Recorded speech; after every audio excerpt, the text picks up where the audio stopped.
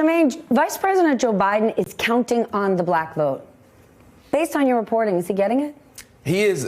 Once you take a deeper dive, you have to start segmenting between there's a generational divide here. There's a class divide here. So if Biden and his supporters think that there is a lock, the black vote is actually much more fluid than that. When you start to peel back the layers and look at the nuance, people will care more about more issues than just criminal justice, right? There's health concerns as they're taking care of their aging parents. There are issues with the climate, right? These marginalized communities often are the first to feel the brunt of that. And so they've said it time and again.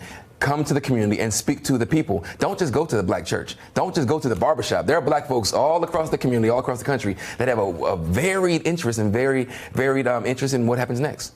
Right. Jeff, as a Bloomberg surrogate, what's your reaction to this? So look, first I have to correct you, Stephanie. I'm no longer CEO of the Harlem Children's Zone. That's Ann Williams-Eisen. I'm chairman of Our Promise Academy and president of the board. Look, there's two reasons that I am here this morning. Number one, I am terrified. That's number one. Yes, okay. I'm terrified of what's happening in America. When I see what's happening in the Justice Department, when I see what's happening to race relations, when I see that the Constitution is being literally torn apart, I say to myself, those of us who care about this country, we've got to stand up and we've got to do something. To me, that means electing a Democrat to president, and we've got to remove the sort of corrupt administration we have right now. But you didn't choose a Democrat. You're choosing a specific one. Let me tell you why I chose Mike Bloomberg. Because we have to win. We have to win. In the end, we can find the perfect candidate. But if 4 years later, we look at this country and we see we've lost a woman's right to choose, we see race relations have gone down the tubes, we see this country no longer looking like a democracy, but more like an autocracy, don't blame me.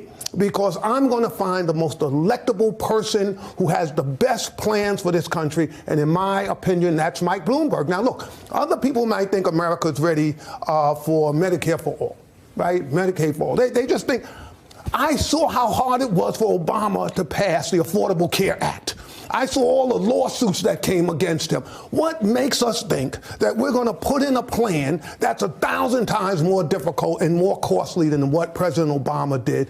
I'm worried that the purists on the Democratic side are going to allow President Trump a lane to become president again. And we need somebody who's going to fight tooth and nail to stop that from happening. And I'm telling you, Bloomberg is all in. Is that what you're hearing from voters? Not Twitter, but voters. When you talk to voters, there is some wiggle room here. And because he's pumping so much money into the ads, and they're actually good ads, the memes, they're catchy. For folks who don't remember Stop and Frisk, there was violence. Not just in the fact that they were tossing young black men up against the wall, but the violence of an already oppressed, marginalized community. And then to hear that Michael Bloomberg, until very recently, was doubling down. The comments coming out that he could just Xerox a murder suspect and a murder victim and pass him out to cops. The idea that somehow black folks from being redlined and forced into slum communities were responsible for the collapse of the housing industry. That's troubling to a lot of voters. On the other hand, when you're out in the Midwest and you're out in places across the country, they say, you know, this is a billionaire who actually puts his money where his mouth is. All the money he spread across cities to help develop their infrastructure, all the anti-gun violence stuff.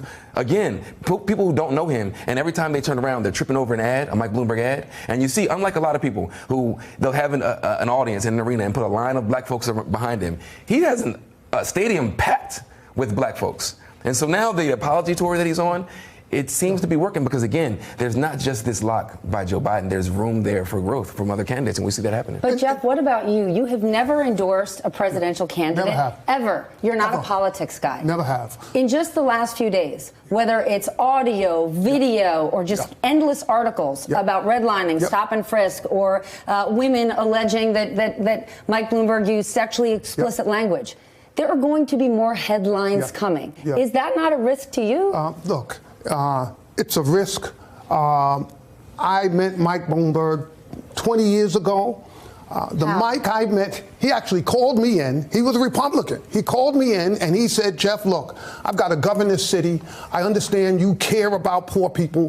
Help me Help me figure out how to do a better job. Help me with education. People forget I co-chaired his Economic Commission on Poverty with Dick Parsons, who at that time was running Time Warner. Mike cared about these issues. He was trying to look for solutions. He made mistakes. He will admit, I argued with him on stop and frisk. I bet he wish he listened to me now. I tried to convince him to go out and apologize to the black community on this. Once we got the data and I saw how bad it was, I said, look, Mike, we got to do something. He was stubborn, but you know what? He apologized, and I will tell you this. People are now acting like Mike Bloomberg created the crisis in criminal justice in the black community. It is absolutely wrong. I was there when that crime bill was signed. I argued against it with Janet Reno, President Clinton, Joe Biden. Millions of Americans were placed in jails because of that failed act. Were they racist? They were not racist. President Clinton was right. They thought they were doing the right thing. They had bad criminal justice policy.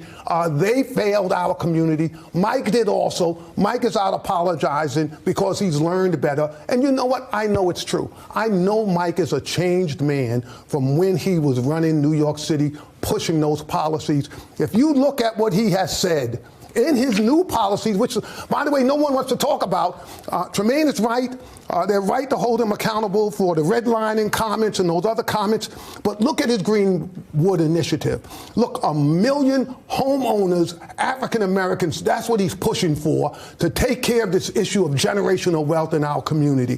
That he wants to have 100,000 new black entrepreneurs out there. That he's put $70 billion into recreating neighborhoods that's going to improve schools, provide jobs, make sure African Americans finally get the support that we have never gotten in this country. It is the most progressive plan for African Americans out there right now. I will debate it against any candidate. So for folks who are hung up on the past, look at what Mike is proposing right now to fix these issues. I'm telling you, it's the best stuff out there in the country right now. Hey there, I'm Chris Hayes from MSNBC. Thanks for watching MSNBC on YouTube. If you want to keep up to date with the videos we're putting out, you can click subscribe just below me or click over on this list to see lots of other great videos.